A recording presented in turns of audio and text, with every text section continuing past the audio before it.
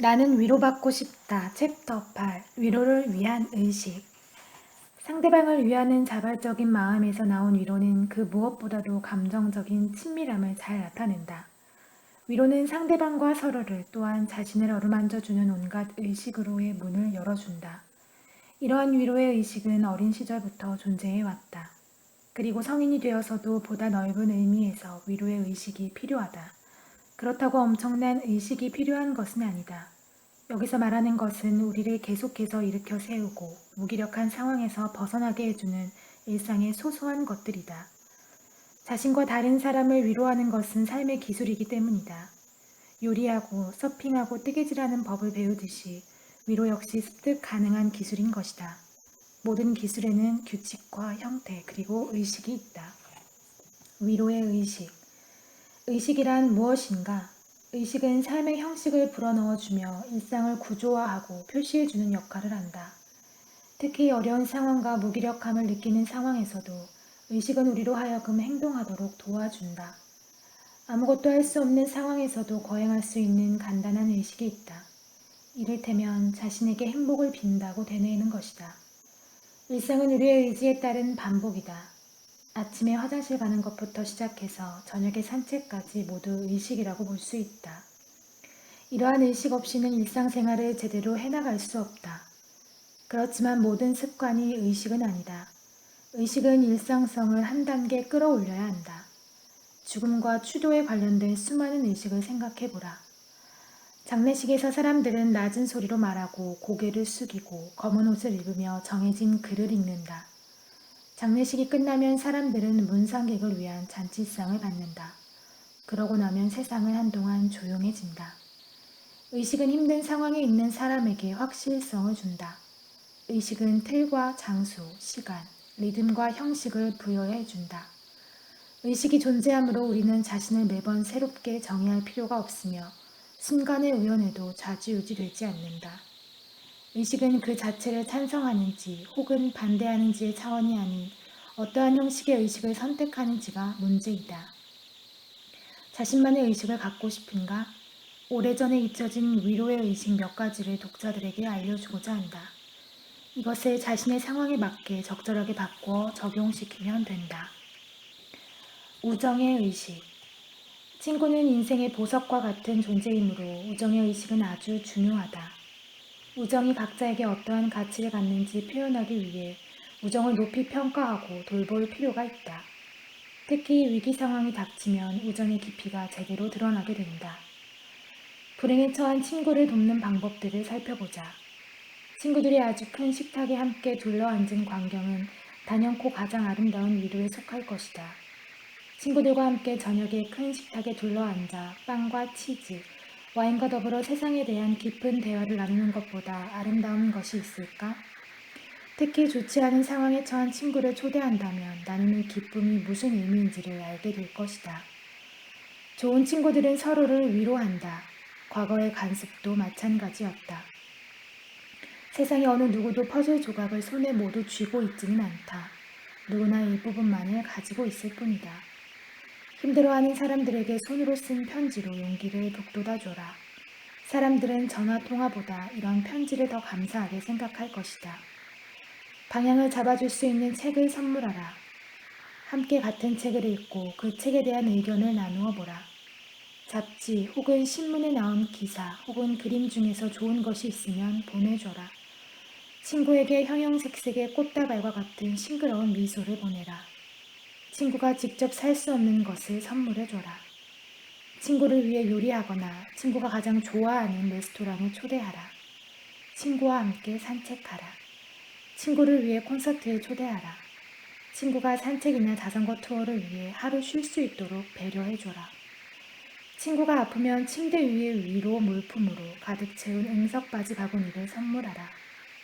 현실 세계가 아닌 시와 동화, 그리고 역사의 세계로 인도하는 상상의 나래를 펼쳐주는 책, 과일, 차, 직접 만든 스프 혹은 작은 화초 등 위로가 될 수 있는 물건으로 바구니를 채워라. 그리고 친구를 위하고 생각하는 사람이 있다는 것을 보여주기 위해 깜짝 방문을 해보라.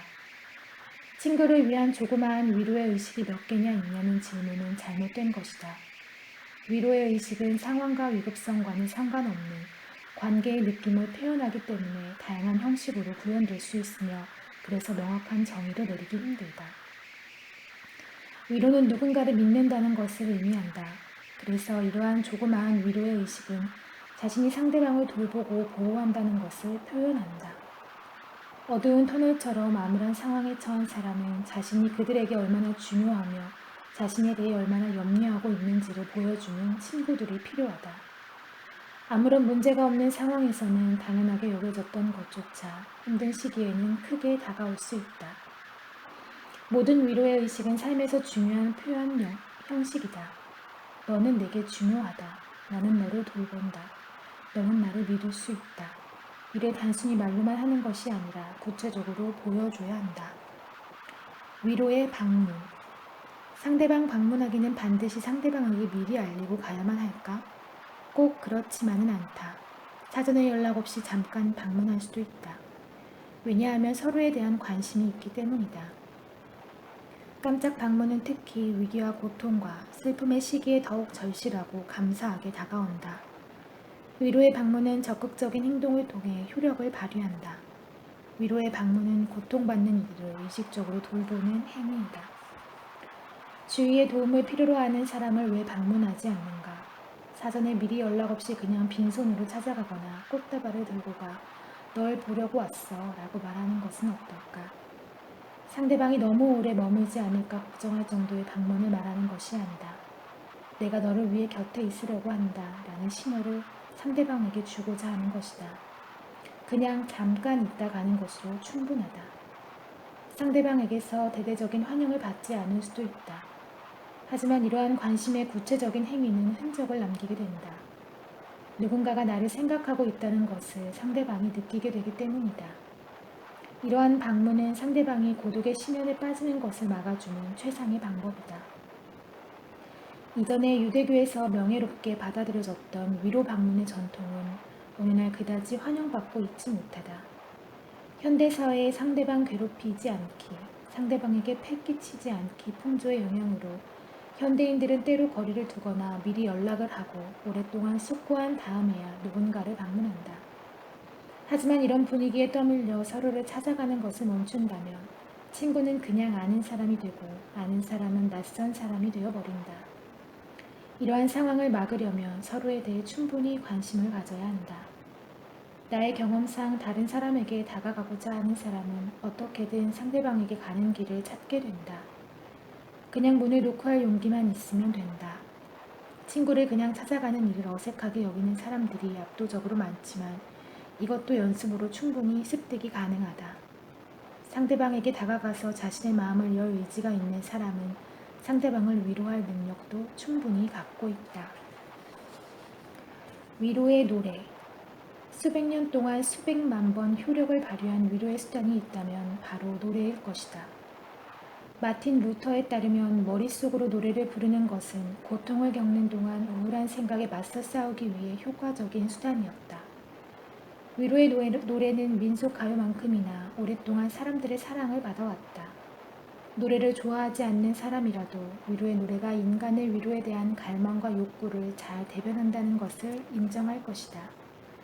하지만 위로의 노래를 실제 경험에서 우러나온 것이 아닌 껍데기만 그럴싸하게 포장한 값싼 위로로 폄하하는 사람들도 적지 않다.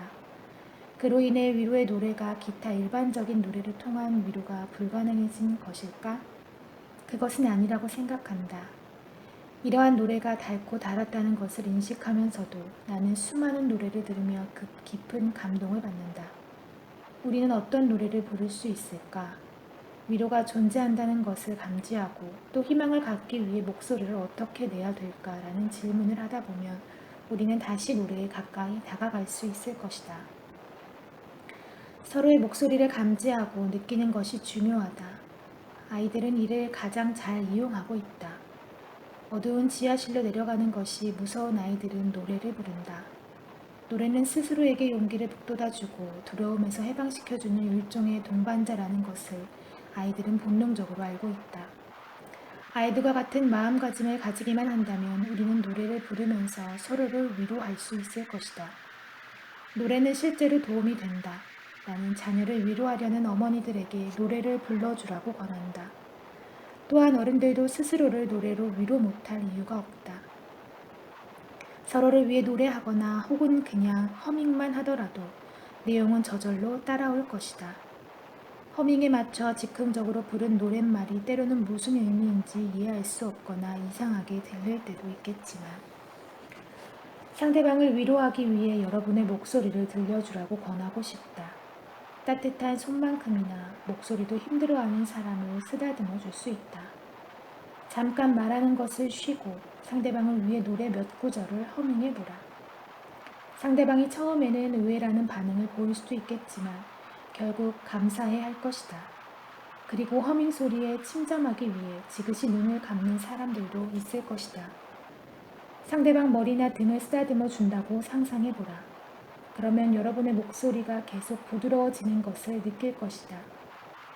힘들어하는 사람에게 노래를 부르는 위로의 방식은 다양하다. 상대방 혹은 자신의 고통을 직접 느끼며 허밍해보라. 가슴 아픈 곳에 여러분의 목소리를 보내고 아픈 상처에 손을 올려보라. 그 위로 따스한 떨림을 느끼게 될 것이다. 자신을 드러내고 인식시키는 허밍과 노래를 통해 편안함을 느끼고 상대방과의 관계는 보다 밀접해질 수 있다. 동물들이 목청을 높이는 이유가 여기에 있다. 이를 통해 동물들은 쾌감을 느낄 뿐만 아니라 공동체 의식을 표현하고 암수컷 사이의 관계를 공고히 하기도 한다. 스스로에게 물어보라. 나는 언제 마지막으로 노래를 불렀는가? 적지 않은 사람들이 삶의 무게에 짓눌려서 노래 부르는 것을 중단한다. 하지만 그럴 필요가 없다. 나는 노래를 못 불러. 난 음치야. 나한테는 음악적 재능이 없어. 우리는 이런 편견에서 해방되어야 한다. 릴케는 노래는 존재다 라고 말하였다. 자신의 목소리로 노래를 부르며 자신과 다른 사람들에 대해 표현하는 것은 중요하다. 우리의 부러움을 사는 가수들의 멋들어진 노래가 아니라 나 자신의 방향의 공간을 다시 열고 사람들을 불러 모을 수 있는 그런 노래를 부르는 것이 중요하다. 통곡의 벽. 내가 학생들과 대학생들에게 권하는 통곡의식은 위로에 상당한 도움이 된다. 예루살렘의 통곡의 벽을 빗대어 나는 이러한 위로의 형태를 통곡의 벽이라고 부른다. 이 의식을 위해 일단 돌 몇 개를 꼼꼼하고 세심하게 고른다. 일부러 예쁘장한 돌을 고를 필요는 없다. 형태와 색상에 있어서 최대한 다양하고 인상적이며 특징적인 돌을 고른다. 너무 큰 돌도 말고 대략 손에 잡히는 크기의 돌을 고른다. 고른 돌을 차곡차곡 쌓아서 조그마한 벽을 만들어 본다. 이제 자신의 마음을 무겁게 짓누르고 있거나 고통스럽거나 슬프게 하는 것을 쪽지에 적는다. 이어서 명상의 시간에 이 쪽지를 읽는다. 모여 앉은 사람들 모두 쪽지에 적힌 내용에 집중한다. 이 과정을 통해 화자는 자신의 마음을 짓누르는 것을 말로 표현하고 고통을 덜게 된다. 그리고 다른 사람들의 글을 들으면서 사람들과 가까워지고 공감하게 된다. 누구나 자신의 짐을 짊어지고 살아간다는 평범한 진리를 새삼 깨닫는 것도 도움이 될 것이다. 이는 우리에게 힘을 실어주고 무언의 상태에서 끌어올려주며 무거운 짐을 짊어진 사람에게 자신을 표현할 언어를 찾아준다. 시, 낭송에 초대하기. 이번에 소개하려는 위로의 의식은 일견 낯설어 보일 수 있다. 사람들은 커피나 와인 혹은 식사에 초대받는 것에는 익숙해 있지만 시 낭송에 초대받는 것에는 익숙하지 않기 때문이다. 위로가 필요한 사람들은 동정과 추상적인 연대간 이상을 필요로 한다. 위로가 필요한 사람들은 자신이 이해받고 자신의 모습이 반영되길 원한다. 시가 이러한 감정을 전달해 줄 수 있다. 시인들은 고통의 시면을 들여다보았고 이를 시의 형태로 표현하였다. 그래서 시에는 인간의 공공함과 희망이 그대로 드러난다. 시는 우리의 가슴에 좋다. 가슴에 좋은 것은 영혼과 건강에도 좋다. 시 낭송회의 사람들을 초대하라. 시에 대해 토론하지 말고 자신이 시에 흠뻑 젖어드는 것이 중요하다. 골방에서만 시를 낭송하는 것은 아니다. 그리고 시를 눈으로만 읽을 필요도 없다. 시를 큰 소리로 낭송하다 보면 시는 어느새 폭풍우 같은 힘을 발휘하며 우리에게 마법을 건다. 힐데 도민의 용기를 북돋우기, 북돋우기 위해 시를 한번 크게 낭송하면 이를 잘 이해할 수 있을 것이다. 우리의 베개는 황망한 꿈의 눈물로 젖었다. 하지만 우리의 어쩔 줄 모르는 텅 빈 손에서 비둘기가 높이 솟아오른다. 시가 이렇게 사랑받는 이유는 무엇일까? 시에는 존재의 생명력 넘치는 생생한 움직임이 담겨 있기 때문일 것이다. 존재의 가장 아름다운 표현은 사랑이다. 그리고 사랑의 가장 큰 힘은 희망이다. 사랑은 절망의 심연을 부인하지 않기 때문에 위로가 되는 것이다. 시를 대하는 것은 오랜 친구를 대하는 것과 같다. 시를 마지막으로 접한 지 오래됐더라도 우리는 언젠가 다시 시를 접하게 된다. 그리고 시에서도 몇 년이 지나야 제대로 된 맛과 향이 우러나오는 고급 와인 같은 맛이 우러난다는 것을 알게 된다. 위대한 시를 짓기 위해서는 시인이 성숙해야 한다. 청소년 시절에 읽었던 헤르만 헤세의 계단의 인상적인 시구를 기억해보자. 그리고 나이든 사람에게 그 시구가 어떻게 들릴지도 생각해보자. 모든 시작에는 우리를 보호하고 우리가 살아가도록 도와주는 마법이 들어있다. 아이센도르프의 유명한 시구도 충분히 공감이 간다. 그리고 나의 영혼은 날개를 활짝 펴서 멀고 먼 나라를 지나 날아갔다. 이 시의 멜로디 자체가 우리를 이미 탄생과 죽음의 흐름으로 데려간다. 모든 것을 상대화하고 모든 것을 흘려보내버리고 새로이 하고 정화하고 강화하는 삶의 흐름으로 말이다. 삶이 흘러가듯 우리 역시 흘러가고 고요해지고 침착해진다. 시는 위기 상황을 설정하고 눈물이 흐르게 하며 변화를 일으킨다. 휩 오스터 휘스의 노래 구절을 인용해보자. 나를 위로로 감싸고 나를 해방시키고 당신의 평화로 나를 품어주는 말을 해주오. 여기서는 위로가 요청의 대상이자 동시에 선물로 받을 수 있는 대상으로 나타난다. 그리고 노래 자체가 위로가 된다. 자작시를 낭독할 수도 있지만 자신의 말로 표현할 방법이 없어 때로는 다른 사람의 표현을 차용해야 할 때도 있다. 말과 동자 이외에 글로 쓰여진 것은 항상 현재에 존재하며 언제든지 다시 볼 수 있으며 반복 가능하여 매번 위로가 되며 고통을 경감시켜준다. 이에 대한 대표적인 사례를 살펴보자. 나는 내 목에 진주 목걸이처럼 당신의 말로 이루어진 산호 목걸이를 두릅니다. 진주처럼 빛나는 글을 읽는데 그치지 않고 그 글을 여러 사람에게 낭독하는 것도 위로가 된다. 함께 낭독하기 위해 모인 사람들은 물론이고 과거에 유사한 상황에 처한 사람들 역시 동일하게 생각하고 느꼈다는 사실은 우리에게 안도감과 위로를 선사한다. 또한 크고 작은 슬픔과 갈망을 표현할 수 있다는 것과 슬픔과 갈망을 아는 내가 혼자가 아니라는 느낌은 우리를 안전하게 보호해준다. 위로의 책. 적합한 말 한마디가 때로는 절망의 나락으로 떨어지는 것을 막아주기도 한다. 말 한마디는 우리가 이웃에게 선물할 수 있는 가장 좋은 선물이다. 무엇으로 상대방의 마음을 움직일 수 있는지 정확히 모를 때에도 말 한마디나 책 한 권을 선물하는 행동만으로 주변 사람들에 대한 사랑을 실천할 수 있다. 위로의 책 아이디어는 새로운 것이 아니다. 구약 성서의 예언자 예레미야도 위로의 책을 언급한 바 있다. 예나 지금이나 사람들은 일상의 크고 작은 심연을 헤쳐나갈 수 있는 방향과 도움을 필요로 한다. 위로의 책 아이디어는 단계별로 실천할 수 있다. 상대방에게 하고 싶은 말을 전달하기 위한 용도의 우편 엽서나 혹은 종이만 있으면 된다. 소설의 구절이나 격언, 적합한 인용문, 위로의 생각 등을 상대방에게 전달하라. 상대방은 나와는 완전히 다른 생각을 할 수도 있지만 이는 별 문제가 되지 않는다. 중요한 것은 우리가 상대방을 생각했다는 것을 표현하는 것이다.